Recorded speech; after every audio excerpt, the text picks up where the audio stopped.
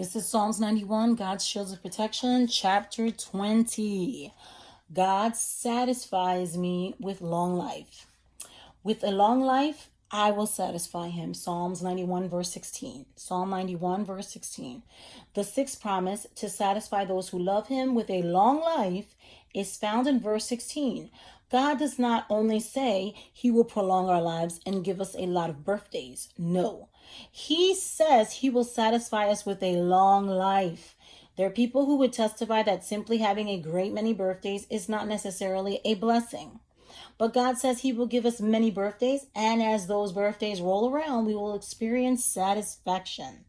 It has been said that there is a God-shaped vacuum on the inside of each one of us. Man has tried to fill that vacuum with many different things, but nothing will satisfy the emptiness until it is filled with Jesus. He is the true satisfaction to which God refers to his promise. God is making the offer. If we will come to him, let him fill that empty place on the inside and allow him to fulfill the call on our lives, then he will give us a long life and satisfy us as we live it out. Only the dissatisfied person can really appreciate what it means to find satisfaction. But let's not neglect the promise of a long life. King David was Israel's most valiant, daring warrior, yet he lived to a ripe old age, full of days, as the Old Testament like to say. His life was filled with combat, high-risk situations, and impossible odds. Surely was. Yet he did not die in battle, but his head went down in peace in his old age. Long life is a great concluding promise of protection. Paul let us know in Ephesians that we are in a fight. Tell him, Peggy. We can't flow with what feels good and wins this battle because the enemy will make the wrong path extremely easy to take. I'm going to say that again. We can't flow with what feels good and win this battle because the enemy will make the wrong path extremely easy to take. Eddie Rittenbacher wanted to let himself die, but later he said this about death. I felt the presence of death and I knew that I was going. You may have heard that dying is unpleasant, but don't you believe it. Dying is the sweetest, tenderest, most sensuous sensation I've ever experienced. Death comes disguised as a sympathetic friend. All was serene, all was calm. How wonderful it would be to simply to float out of this world. It is easy to die. You have to fight to live.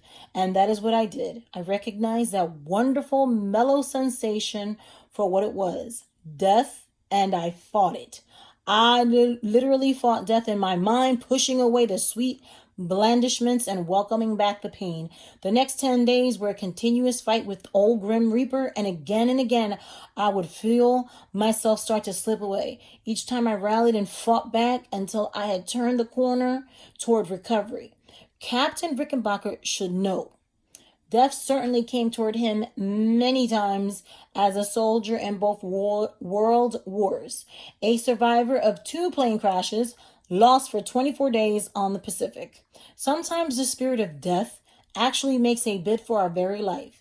It is in these inner dynamics at work when a person is wounded, facing a serious illness, racked by pain from an injury, or sensing impending doom. It is easy to give into it. We think of the ugly side to destruction, but the danger is when it comes with a pretty face. It is a fight to break free from the enticing call of death and persevere through to victory and life. Oh my gosh. Oh, this is deep. Once in a boat on the Sea of Galilee, the disciples cried out, fearing that they would drown in the storm. However, Jesus had said they must go to the other side.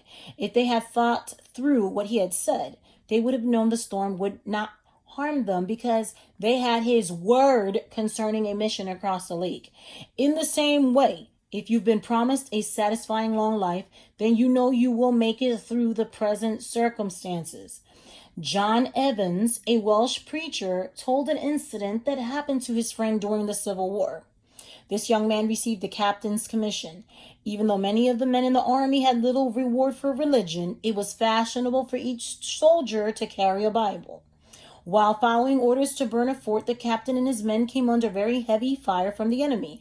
And when the conflict was over, he found a musket ball had lodged itself in the Bible that was in his pocket. Had it not been for this intervention, he most assuredly would have been killed. Investigating further, he found the bullet had come to rest on Ecclesiastes 11 verse 9, King James Version. Rejoice, O young man, in thy youth. Walk in the ways of thine heart, for all these things God will bring thee into judgment. This message from Ecclesiastes made as a deep an impression upon his mind as the way it was delivered. As a non-religious man, he realized the Bible had literally done more than just attempt to save his soul. As a result, he immediately turned his heart toward God and continued to be devout in his Christian walk to a good old age. He often testified how the Bible became that day both the salvation of his body as well as his soul.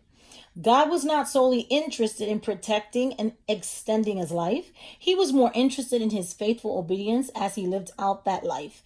In the same way, God wants us to claim the promise of long life, but he wants us to use our long life to live for him. Ask yourself, what am I going to do with my long life?